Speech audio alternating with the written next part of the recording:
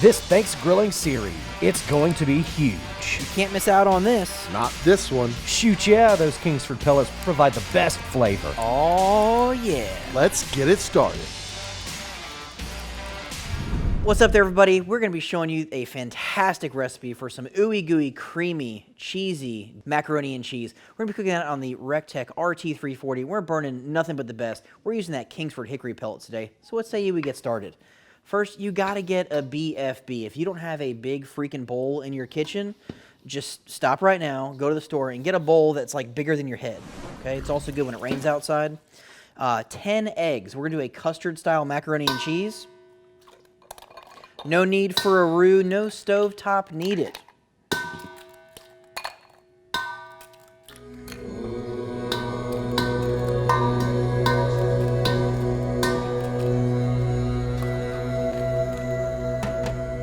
Do it.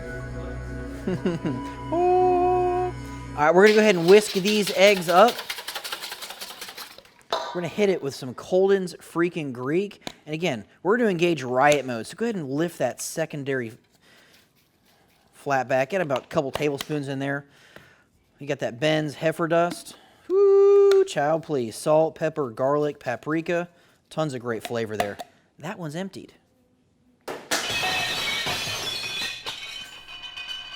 There was a trash can there. All right, half gallon of milk.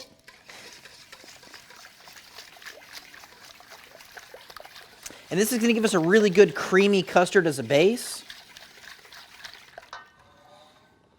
All right, we have 1.5 pounds of shredded mozzarella cheese. That's going to give us that good, like, stringiness. For some salt, we've got some Parmesan. Oh, man, super tasty.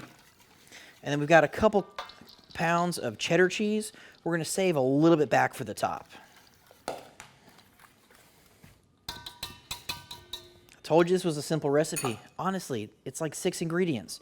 We've got 2 pounds of cooked elbow macaroni, and I undercook this a few minutes. That way, as those noodles finish in the custard, it's going to soak up all of that delicious cheese and going to be absolutely amazing. All right.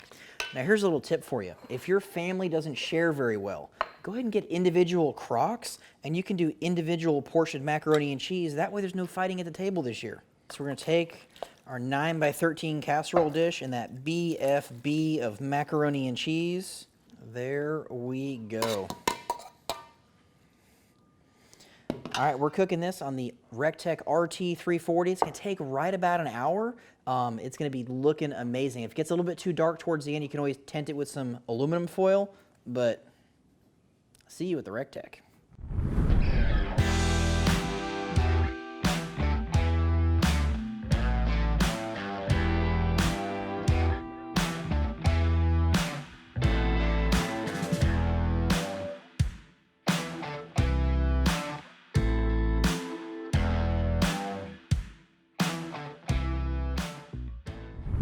All right, I told you this was going to be one heck of a macaroni and cheese. We've got that small cast iron for that single serving family. Again, if you don't want any fighting around the macaroni and cheese, maybe invest in some single serving dishes. That way everybody gets their own dish, and when they're done, and no one has to fight over it. But we've got this massive pan of super creamy, cheesy macaroni and cheese. We cooked that on the recteq RT340. We're burning those Kingsford hickory pellets. It was amazing, and I don't know about you, but I like little crusty bits on the side. That's my favorite part of a mac and cheese or lasagna or anything covered in cheese like that, but I don't mind if I do. Man. That is absolutely fantastic. For all the latest and greatest of content, we got recipes coming at you from all angles, but for now, I got to get this to the table. We'll see you at the recteq.